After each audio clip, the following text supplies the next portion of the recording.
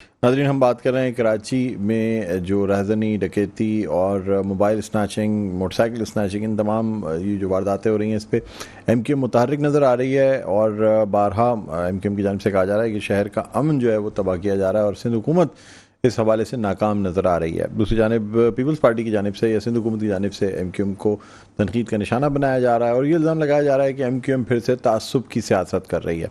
माजरा क्या है, बात करना चाहेंगे। इस वक्त हमारे साथ लाइन पर मौजूद हैं, रहनुमा हैं मुत्तहिदा कौमी मूवमेंट पाकिस्तान के रेहान हाशमी साहब। अस्सलाम वालेकुम। रेहान हाशमी साहब, बहुत बहुत शुक्रिया सर, प्रोग्राम के लिए आपने वक्त निकाला।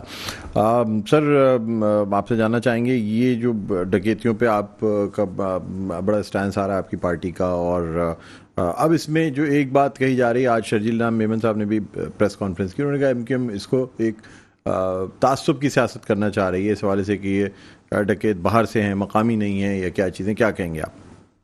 बिस्मिल्लाहिर्रहमानिर्रहीम। देखिए, हम तो थ्रू आउट ये बात कहते आए हैं कि कराची या अर्बन सिंध, शहरी सिंध के साथ जो नारवा सलूक पीपल्स पार्टी के दोस्त करते रहे हैं और जिस तरह लाइसेंस टू किल दिया रहा, चाहे वो इस्तेहसाल करना हो, चाहे वो प्रोविंशियल फाइनेंस कमीशन के अरबों रुपए रोक कर करना हो, लूंगड़ा लंगड़ा बल्दियाती निजाम देकर करना हो, कराची के वसाइल कराची पे ना लगाना हो, गैर मुनसिफाना जॉब्स की तकसीम हो, सरकारी नौकरियों के मामलात हो या यहाँ के डोमिसाइल के मामलात हो, एंड सो ऑन, बहुत सारी चीजें हैं। एक चीज रह गई थी, किसी तरीके से कंट्रोल में था किसी हद तक सिंध गवर्नमेंट के आने के बाद, वो उसका जिन कत्लो गारतगरी का जिस तरह इन्होंने अनलीश किया है और जिस तरीके से बर्बादी करता रहा है। मुझे ये बताएं कि कराची के परमानेंट रेजिडेंट्स, चाहे वो किसी भी जबान के बोलने वाले हों, कोई अमूमी तौर पे जो पकड़े जाते हैं या जो आइडेंटिफाई होते हैं या जिनको ट्रैक किया जाता है थैंक्स टू सोशल मीडिया के लोगों ने उसको ट्रैकिंग खुद ही शुरू कर दी है, तो उसमें से कोई कराची का बासी लगता है? अगर ये बात सच है और ये कही जा रही है तो इसको कौन सा बुरा लग रहा है? तो आपको ये कहा जाए कि आपको लूट करने का, कराची को निचोड़ने और खरोचने का इसके बारे में इसके खिलाफ भी ना बोला जाए। देखिए, मामला बहुत संगीन है सर, लेकिन आप नहीं समझते कि ये मामला सर तासुब से हट के है? सर देखिए, कराची में तमाम कौमियतें रहती हैं और ज़रूरी नहीं है कि एक शख्स अगर पैंट शर्ट पहन के या शहरी हुलिये में आ जाए तो वो गैर मकामी नहीं हो सकता। वजीर का ही बयान है ना, किसी पुलिस ऑफिसर का बयान था कुछ दिनों पहले, कुछ हफ्ते पहले, कि कराची के अंदर अमूमी तौर पर वो लोग मुलव्विस हैं जो कराची में खास तौर पर आते हैं, गैर मुकामी है। वो पुलिस अफसर का गालिबन बयान था, सोशल मीडिया पर ही मैंने देखा था। तो और अगर ऐसा है, देखें, इलाकाई पुलिस का क्यों कहते हैं, लोकल पुलिसिंग का हम बारहा क्यों कहते हैं कि इलाके के पुलिस की तैनाती इलाके के अंदर होगी, तो उसका नेटवर्क, उसका ताल्लुकात, उसका राह रस्म, उसकी अंडरस्टैंडिंग ज्यादा होती है। अब कराची के अंदर जो पोस्टिंग हुई है पुलिस अफसरान की, उन बेचारों की कोशिश के बावजूद भी, बहुत सारे ऐसे होंगे जो कोशिश करते भी होंगे, उसके बावजूद भी वो अमन व अमान के क़याम में नाकाम है। फिर दूसरा, कराची के अंदर जिस तरह बेदरेग अनचेक्ड स्लीपिंग सेल्स मुख्तलिफ जगहों पर जो पॉकेट्स हैं, उसके ऊपर जा नहीं सकते आप, ना ये जाते हैं ना ये जाना चाहते हैं इनको, क्योंकि वहां से एक महीने का मौसूल होता होगा यकीनन। इसके अलावा क्या रीजन हो सकती होगी इनको? चाहे वो मंशियात फरोशी के मामला, तो कराची ही मंशियात फरोशी का सबसे बड़ी मार्केट है, सबसे बड़ी मार्केट असलहा के हवाले से भी है। तो कैसे आ रहा है कराची के अंदर? क्या चेक एंड बैलेंस है यहाँ पर? और ये चोर की दाढ़ी में तिनका है ना, तासुब की तो बात एमक्यूएम ने की नहीं, किसी भी एक स्टेटमेंट में ये नहीं कहा गया कि फलाना जबान या फलाना कौमियत का है। तो इनको ये अचानक से क्या हो गया? ये अपने गवर्नेंस को बेहतर करें, इनकी बैड गवर्नेंस की मिसालें दुनिया भर में मशहूर है, और ये अल्लाह का अजाब नहीं है तो क्या सर? है? अच्छा सर, ये भी मुझे बताइएगा कि एक तरफ तो आप कहते हैं लोकल गवर्नमेंट को पावरफुल करना चाहिए, दूसरी जानब आप कहते हैं वफाक कंट्रोल संभाल ले, तो ये दो तो बड़ा तजाद है ना सर इन बातों में। विफाक कंट्रोल, कुछ तो करना है ना भाई सर, तो अगर विफाक कंट्रोल संभालेगी तो निकलना चाहिए ना डॉक्टर साहब। फिर आपके बल्दियाती हुकूमत के लोगों को तो फिर इख्तियार नहीं मिलेगा ना, अगर विफाक हुकूमत जो है ना, विफाक बल्दियात तो रहती है ना भाई, बल्दियाती निजाम तो बल्दियात तो रहेगी। अच्छा, आप चाह रहे हैं कि विफाक कंट्रोल संभाल ले, सिंध हुकूमत को माइनस कर दें और बाकी कंट्रोल जो है वो लोकल गवर्नमेंट को टेरिटरी डिक्लेयर कर देना। अगर सिंध हुकूमत से नहीं संभल रहा ना तो कोई मसला नहीं, वफाक इसके ऊपर इंटरवीन करे और रियासत के इदारे इसको संजीदगी से लें اور ٹرانسپیرنسی کو بہتر کرنے کے لیے, گورننس کو اچھا کرنے کے لیے, فورن انویسٹمنٹ کو لانے کے لیے, لوگوں کا انویسٹرز کا کانفیڈنس بحال کرنے کے لیے اگر فیڈرل ٹیریٹری اس کو ڈکلیئر کر دیا جاتا ہے تو کیا مذاکرہ, بلدیات تو رہے گی نا, بلدیات اور مؤثر ہو جائے گی, بہتر ہو جائے گی. کراچی کے اربوں خربوں روپے جو پروونشل فائنانس کمیشن کے تقریباً 1 دہائیوں سے سندھ گورنمنٹ نے نہیں دیے, وہ بھی شاید ملنا شروع ہو جائیں.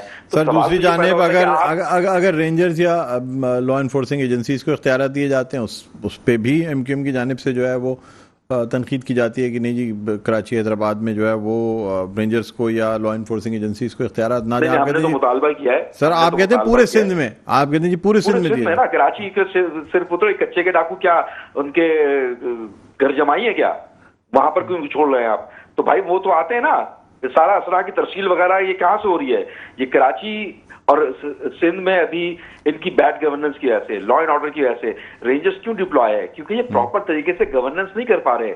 یہ اچھا ریحان ہاشمی صاحب, مجھے سر مجھے یہ بتائیے گا, یہ میں نے ابھی پیپلز پارٹی کے رہنما سے بھی سوال کیا تھا, کوئی بڑے الیکشنز ہوں, یعنی سینٹ کا الیکشن ہو, صدر کا الیکشن ہو, آپ پاکستان پیپلز پارٹی کا ساتھ دے دیتے ہیں, پھر جب سیاست کی بات آتی ہے تو ایک دوسرے پہ بڑے نشتر برسائے جاتے ہیں, بڑی باتیں کی جاتی ہیں, الیکشن ہو یا سیاست ہو. سر اب یہ سوال یہ پیدا ہوتا ہے نا کہ ایک ہفتے قبل تک تو آپ جو ہیں وہ ان کے صدر کو ووٹ دے دیتے ہیں, اور اس کے بعد جو ہے آپ صدر نہیں ہے, وہ پاکستان کا صدر ہے. سر وہ پاکستان امیدوار کس کے تھے؟ آپ ان کو پسند نہ کرتے ہو, وہ صدر مملکت ہے پاکستان ہے. پسند ناپسند کی بات نہیں ہے سر, امیدوار وہ صدر مملکت ہیں. سر امیدوار تو پاکستان پیپلز پارٹی کے تھے نا سر, مشترکہ امیدوار تھے. ایم کیو ایم فرض کرنے کے نہیں بھی دیتی تب بھی وہ صدر بن رہے تھے, اور ایم کیو ایم نے اس لیے آپ نے بہتر یہ سمجھا کہ چلیں اچھی بات چیت رہے, تو اس وجہ سے آپ نے ووٹ دے دیے صدر کے انتخاب. ہمارے اختلافات اپنی جگہ موجود ہیں, اس اختلافات یا ووٹ دینے کی وجہ سے کیا ہمارے جو اسٹیٹمنٹس تھے کیا اس میں کمی آ گئی؟ کیا ہمارے اصولی موقف میں کوئی آگے پیچھے ہو گیا؟ کیا ہم اپنے اصولی موقف سے ہٹ گئے؟ جو نیشنل لیول پر نیشنل کنسنسس ہیں, جو قومی سلامتی کے ایشوز ہیں, جو ریاست کے معاملات ہیں, وہاں پر تو کچھ نہ کچھ آپ کو ایک ساتھ کھڑا ہونا ہے نا.